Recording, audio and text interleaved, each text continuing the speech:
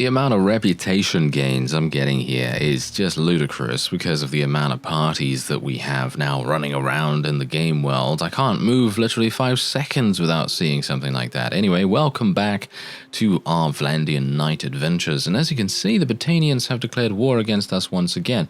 Hilariously enough, and I gotta say, I have no idea how this guy got here. I mean, he's part of the Botanians, but he's in Khuzait territory.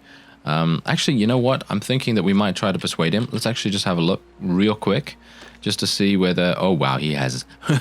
yeah. Okay. Have fun with trying to persuade this guy. He's got a negative 96 because he is part of Caladog's clan itself. So, of course, there is not going to be any persuading whatsoever. But that's fine. That's absolutely fine. I'm actually kind of surprised that Calog has not dissolved his clan already. I would have expected him to do that, considering, well, as you've seen from the previous episode at the very end, we did have a look at the combat strengths, and the Botanians are not doing that well. So I would have expected him to maybe think about dissolving them, but apparently not. Apparently not. Anyway, let's try a couch lance. Ah, never mind. Okay, I was going to say, let's try a couch lance. Okay, just ignore that. Ooh, that was a nice one. Don't ignore that one. Oh, yeah, that was nice. Unfortunately, my horse took a pretty significant amount of damage right there. I'm actually... You know what? Should I tell them... I'm going to tell them to auto-delegate. Actually, auto-delegate. Let's tell everyone to auto-delegate and see exactly what they decide to do while I am alive, because they might decide to do something a little bit smarter than they normally do when I'm dead. Are you serious? How did he hit me with that? Yes, couch lancing is actually very dangerous. I don't know whether you've noticed that, but it seems to me like couch lancing is probably one of the most dangerous things that you can attempt to do, because you don't get the extra reach from the polearm when you're thrusting with it, and you also seem like you're pretty open to attack at the same time, so it's a bit of a weird bag of things. Because you certainly don't want to have a situation where you're going to be running in, trying to do massive damage, then you get either shot in the face by an arrow or a javelin, or some other random thing hits you, and you just end up doing no damage. It's actually happened to me multiple times, so it seems like couch lancing is not very viable unless the enemy just does not see you. But obviously, because I have said before that I'm going to tell everyone to charge in now, since auto-delegation is just absolutely pathetically bad. But yeah, I mean, we already know that, but I thought maybe they would act differently if I was still alive. Who knows? Anyway, the point is, every single time I've tried to couch lance, I have always lost either a huge amount of HP, or generally I've just run around being pretty much useless, which, you know, okay, you could say to me, oh, but aren't you useless all the time? You know, sort of thing. And yeah, okay, I'll give you that one. Maybe sometimes I can be less than useful in battles. However, I do try to do what I do, and try to get my own little bit of experience here and there. And well, unfortunately, auto-delegate just seems to sabotage us in almost every way. Same like couch lancing, because it's funny, because even if you don't take a huge amount of damage, you're going to let this guy go. It doesn't really make any difference either way, in my opinion, because the Botanians are so incredibly on the back foot. It really just doesn't make any difference whatsoever whether I take him or not. Anyway, the point is, when I couch lance, I either take a massive amount of damage, or... Oh, I could have actually taken those, but... Oh, well, never mind. It's not like we're hurting for money right now. But yeah, or I take such a small amount of damage that it interrupts my couch lance for just that brief second before I am going to get the hit. And then that's it. You don't do any damage. So it's actually very smart on the AI side. They're very smart at what they do when it comes to interrupting couch lancers. I'd like to see that happen more towards the opponent, because it seems to me like the opponent just has free reign to basically do whatever they want. So yeah, that's obviously a bit of a quandary here and there. But anyway, let's just take another 40k from that. I know that there is a village here that I like to go to as well, because this is indeed a horse village. Oh, it's apparently been looted. Well, that's not particularly good. Okay, so we're declaring war on the Northern Empire. Okay, sounds good to me. I'm happy to do that. And we'll see what happens. And some of you have actually stated that you'd like to see more commander, sort of commander gameplay. And I am happy to oblige that, because I feel like, you know, when I stay at the back of the battlefield and don't really do too much, I actually achieve better results than when I do attempt to do something in terms of the battle itself. And while I would like potentially to go in and do some damage here and there, because I find it actually quite fun, you know, because fighting in this game is actually fun, it just sometimes doesn't really work out too well, especially for me. But yeah, anyway, there you go. We've gotten those, and we're just going to take... Oh, 30 mules? Yes, give me all of this. We're actually back up to where we were previously before the incident.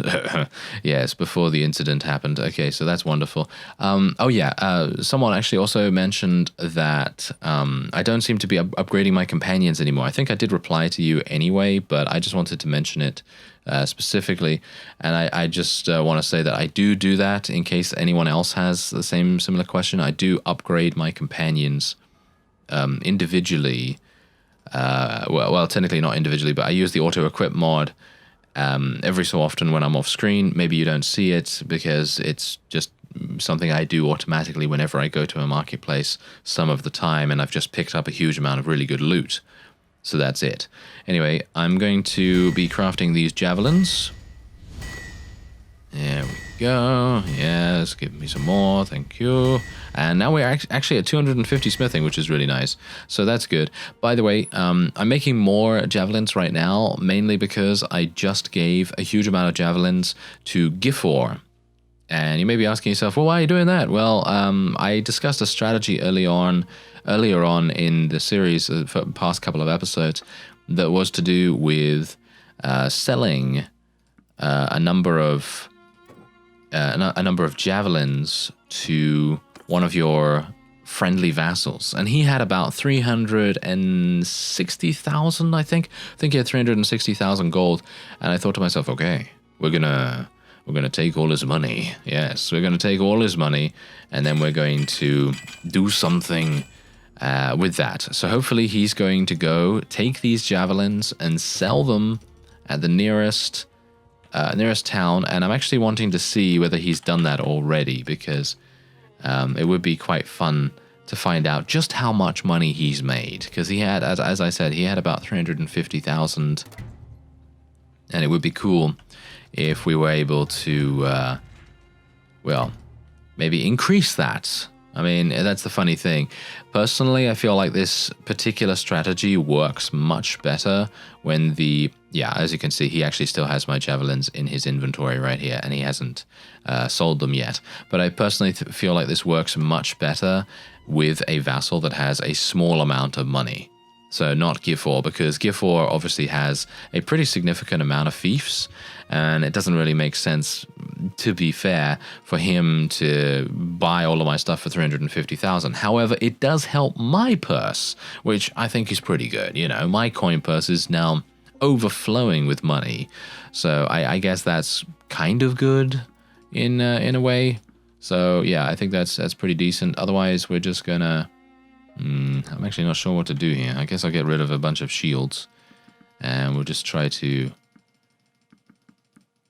get that off, get that load off. There we go, and there we are. Okay, so we have 113,000 per javelin sold, and we could potentially bankrupt a bunch of towns, but that's going to be extremely useless because, as we found out, bankrupting towns actually has no effect on how vassals utilize them. So obviously that's a bit of a problem. Anyway, let's have a look at the 250 smithing. Oh, okay, cutting damage of crafted weapons increased by 2%. Okay. Yes, 30% chance per day to recover a lame horse. Not entirely sure I agree with that particular trait, because doesn't it already have a percentage chance, a passive percentage chance? If it's not like wound treatment from Warband, then maybe I'm a bit disappointed by that, but oh well, never mind. I mean, it is a 250 level trait, which is pretty significant, to be honest. Ah, hello there. Mr. Achios, you will be joining us, sir. Or at least I hope that he will be joining us, because I think that he is probably someone with a bunch of fiefs, and it would make things much, much simpler for us if we could just get him into a conversation here. Hello there. Alright, so this guy is a bit problematic because he has proven to be a bit of a, shall we say, a bit of a backstabber fellow in the past, and I would prefer it if he wouldn't leave us again, so I'm actually not sure really what to do if he doesn't join us. He's only got 23,000, surely he's going to join us for free? Oh, he joins us for 500. Okay, what about some crafted javelins, sir? Oh, yeah, that's really not going to help you that much. Okay, so I guess what I'm going to do is I'm just going to go, boom, 468,000, let's get him. And now, here's the thing. This guy is probably going to be bringing something over. Didn't he bring anything over? No? Yeah, he brought Myzea. Didn't he bring Myzea? Let me actually just have a quick look at this guy. He's giving me all kinds of headaches right now, isn't he? Okay, so let's take a look. He owns nothing? He apparently owns nothing, so I've just spent 460,000 for nothing. Oh well, I guess that's perfectly fine, because we gained some combat strength, which I think is pretty good, and he is in this area already, which is actually kind of useful, because that means that when I do call for an army, which will be happening very, very soon, because I would like to take, if at all possible, Poros. Poros is the target that we will try to take in this episode, because I would like to go for ZEONICA as well, and so as you can no doubt see, we're kind of not really encroaching in this area whatsoever with our faction, so it would be very advantageous for us to try to take ZEONICA when the Western Empire inevitably has a war declaration raised against them, because of course the Vlandians are about to do that. You can mark my words, they will definitely do that very, very soon. But otherwise, Poros is the next best thing, because obviously they are very much close to ZEONICA, and then we can more accurately attack Lycaron and Phykeon and Onira and Vostrum and so on and so forth. So that's hopefully going to work out quite nicely for us. Let's go over to my kingdom screen now, call for an army. Achios, as you can see, is extremely close by, which is perfect, and we're now going to just get everyone else. Fenton's going to be a bit problematic, I think, and these people traveling at 2 days away, they're going to be taking a very long time to reach us. Oh, look at Achios, he's doing battle. Nice. He beat that vassal into the ground. He certainly did. Very nice indeed. And now we'll get our trebuchets up. Here we go. All right, so we got the walls down, and well, we have a pretty significant advantage. All of my vassals, I believe, have arrived. Obviously, just take that with a pinch of salt, because I might be missing someone, but otherwise, what I'm going to try to do is I'm going to try to get inside here. Yeah, I'm going to try to do something that I haven't ever done before, and that is to open up the gates. Now, someone did mention this to me, and I thought to myself, okay, maybe it's going to be an idea for me to, you know, actually try it out. And I think he said something like, you can open up the gate by going into the battlements and trying to do something to that effect. I'm a little bit dubious about this for a variety of reasons. Mainly this. This is the main issue. We're going to be having some problems, potentially. Murder. Ah, yes, very good. Nice one, Bruce. That was some good murdering right there. Okay, fantastic. Oh, did I... How did I... Wait a minute. Okay, hang on a second. How did that happen? Did I get shot... Where did I get shot from? Did I get shot from that guy over there? Or who did I get shot from? I have no idea. Well, I tried. I got absolutely murdered, like in every single way. Okay, so let me actually just see if I can use the after-death camera to give me a better idea as to where I need to go, because I actually have... Ah, isn't it over there? Is it over there? Do you see that? That little mechanism that I might need to do? Because basically what I would like to try is getting in here and using the gate. Personally, I've never felt like I'm able to do that, you see, because I've always felt like the only way that you can open up the gate is if the enemy wants to open up the gate. And that has happened numerous times in the past. In the past couple of episodes, actually, we've seen the gate open up. And I've never known whether you can even do that as the attacking force, but apparently you can. So I would have liked to have done that, but unfortunately I got sniped or something like that. I'm pretty sure I got sniped by a bunch of crossbowmen, but I had no idea where they were, and I thought that I was in a, well, pretty difficult to hit location, because let's just say that the crossbowmen are standing around about here, right? Let's say they're standing around about here. How are they going to hit me when I'm on the stairs in the middle? It doesn't make sense, right? And there were no crossbowmen on the top here. I mean, I guess they could shoot me from over here, but I think I already checked up here and they didn't have anyone.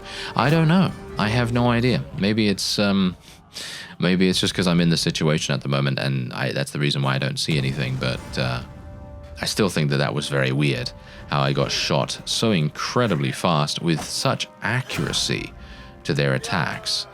Very impressive, suffice it to say. Very, very impressive, but disappointing. Very disappointing. I was very much hoping that I'd be able to open up the... Oh, look, there we go, there we go. The gate actually opened up for a real quick second right there. Yeah, speeding up the game does obviously have the added wonderful benefit of completely lagging my game. So yeah, there's also that. But anyway, I think we should be absolutely fine here. As you can see, we're just about getting all of our people into this one area, and the other area is still having some problems, surprisingly. I suppose because the enemy is reinforcing from this area very viciously, very vigorously, shall we say. And with that, we see from the sky that our people are completely fine, and they have completely destroyed the enemies. And we are now done. There we go. As you can see, we have a grand total of 215 casualties, which I actually don't think is too bad.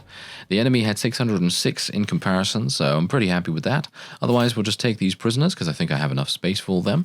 And we'll take all the loot as well. So there you go. We've actually taken Poros, which is really nice. Going to decline this, because I think it might go to Misui, and she is very good at defending things. So I'm going to be happy to potentially have her look after it. And let's take a look at Poros. Yeah, there we go. Giving it to Misui. That's exactly what we want to do. And then we will hopefully... you know what? Should I literally just have... Oh, Diathma was actually taken. Look at that. Diathma was actually taken as well. Very nice indeed. Oh yeah, that actually reminds me. There were a couple of people saying to me that they'd like to see me take over the entirety of Calradia, because I've never done that before. Actually, I have. I have done that quite a few times, actually, already. And if you take a look at the playlists down below, the Khuzait Khanate playlist has full domination over Calradia, and a number of others as well. The Trader one, as I've spoken about very recently, the Trader one has me taking over the entirety of Calradia as well. And I can't actually remember now. There's just so many. But I'm going to be accepting the peace from the Northern Empire, because that has... we've basically just snatched Diathma from them, which is really, really cool. And I don't really want to... Really? Are you really wanting to give this to me? I don't really want to take this, to be honest. I'm not going to be able to defend it that adequately, so I'm going to give it to Tovier, I think. I'm going to have to spend 200 influence to say no to this, but I am, in my opinion, perfectly happy with that. I'm making so much money as it is every single day that I really don't see a necessity for it. Otherwise, we have ZEONICA here with 1,600 units. It might be a little bit too much for me to do with my current army, and we are starting to starve as well, which is a bit problematic. So let me see. Let me see what I can do. Okay, so I'm going to call for more people. I'm going to try and get more people to come to my army here. And we are going to be declaring war against the Western Empire. So let's see if I can do that too. Okay, wait a minute. Do we have any kind of non-aggression pact? We do not. Okay, perfect. So that means... There we go. We have support of 100%. Let's do it. There you go. And we also have a bunch of people being freed as well, thanks to the peace agreement that we made with the Northern Empire, as far as I can tell. Consider making peace with any of these people. Basically makes no sense. Crusade, declaring war, basically pointless. And we can declare war against the Aserai at any point, but obviously that at the moment is very pointless too, because we're really not ready to go down into Aserai territory yet. We're still dealing with the Empire and everything. So let's finish off ZEONICA, shall we? And I'll try to get my trebuchets up and running relatively quickly. Now, they do have 1,600 in here, which is going to be quite a significant number. And I'm not entirely sure if I'll try the same strategy where I try to get inside and open up the gates, but maybe we'll just play it by ear and we'll kind of see whether there is an opportunity to do so. Oh, that's actually kind of interesting. Have you noticed that it seems like the developers in the versions that I played beforehand did not have this implemented yet, and now it has been implemented. I don't know whether you can notice what it is, but apparently there is a limit to how many units you can have in your army, or how many vassals you can have in your army. And as you can see, this is indeed the limit. I have no idea how much this is. This is like 18, I guess. 18 including yourself. So that's kind of interesting, because that means now that any extra vassals you call for, as you can quite clearly tell, they're going to stay outside, but they're still going to assist you in the siege itself, which I think is very cool. So let's lead the assault now. There are 0 HP on the walls, which is really nice, and now we can head in and try to do some damage. And well, I think I'm at full HP, so we might very well be able to go in and see what we can do about the gates. Now, I'm actually just going to be telling everyone to charge in. I personally find that charging in is much more effective than not, and just allowing them to auto-delegate never really works out too well. So I'm just going to tell them to charge. Everyone that can be assigned to a siege engine is obviously going to stay on the siege engine, and I'm hopefully not going to get shot in the face yet again. I just got shot from the side, and let's just say that that's not particularly good. Hopefully I'm not going to get shot anymore. Who am I kidding? Of course I'm going to get shot. Yes. Alright, come on now. Come on, get me in there. Are you serious right now? There we go. Okay, yeah. Little bit more, there we go. Okay, thank you very much. Okay, so technically I could go up there, but the main gate is probably going to be over here, the main control system, and we are now getting murdered, of course. Okay, so now the main problem, you see, with coming behind enemy lines like this is that you're going to be significantly outnumbered if you come across any enemies that want to do you harm. Like, for example, these guys right here. Yeah, this is a bit of an issue.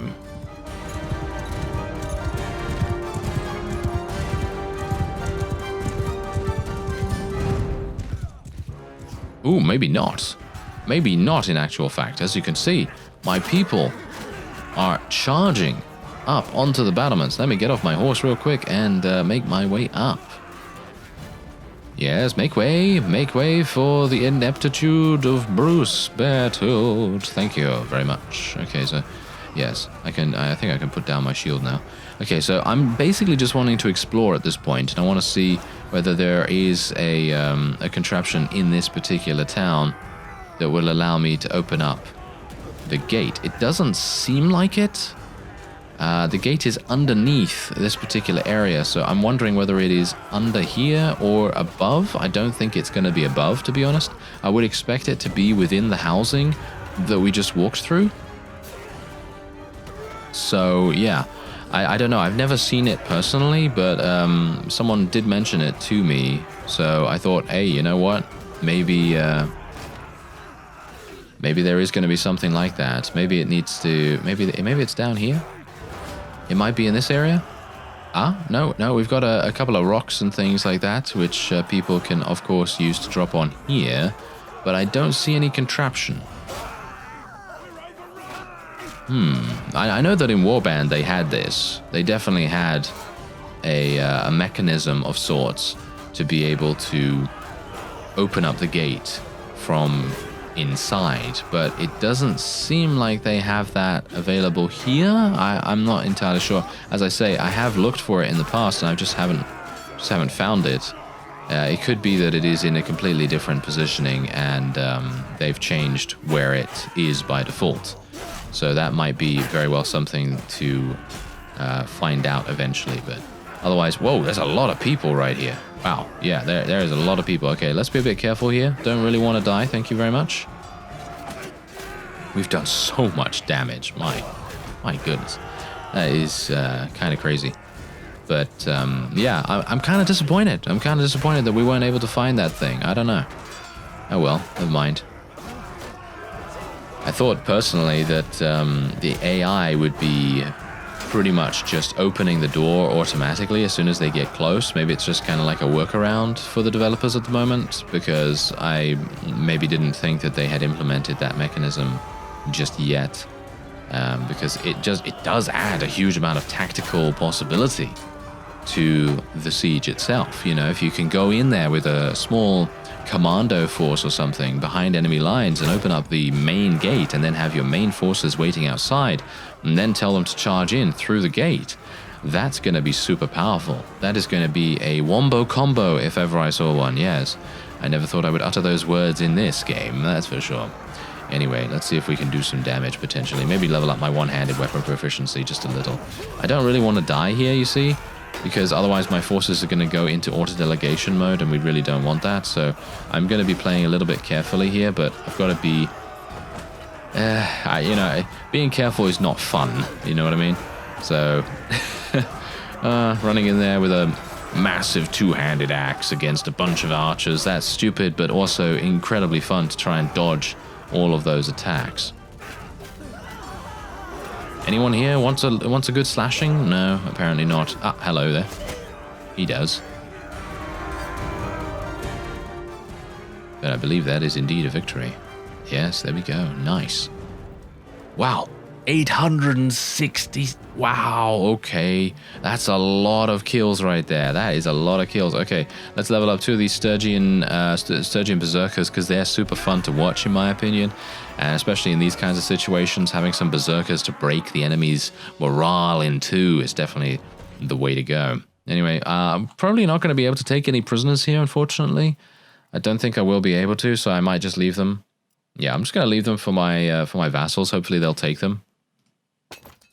And otherwise, I'll just take the loot as well. We have so much space right now. I'm actually going to say no to ZEONICA as well, because I would like Mattchu to have it, if possible. And there is ZEONICA taken. That is indeed one of the last, if not the last, Western Empire fief that they have. And I'm actually going to disband the army now. And we will have a look at the various people that are now here. As you can see, we've actually got a couple of companions that can join us. Let's ransom all my prisoners. And I think we're pretty good to go in here and maybe... Oh, 89,000. Oh, yes. Hello there. That is exactly what we need. Give me all that cash. I'm actually wondering whether I can literally just press all at this point. Yeah, I can just press all. There we go. And now we have a bunch of these. Just take all of this. There we go. And you know what I'm going to do? In the next prosperous town that we get to, I'm going to do a little bit of upgrading for our companions, because I think that most of them have probably some of the best gear that they can get. But obviously, you haven't seen me do that in a while, so I will end up doing that at some point. But for now, I'm going to end this episode off here. I thank you very much for watching, and I'll see you next time.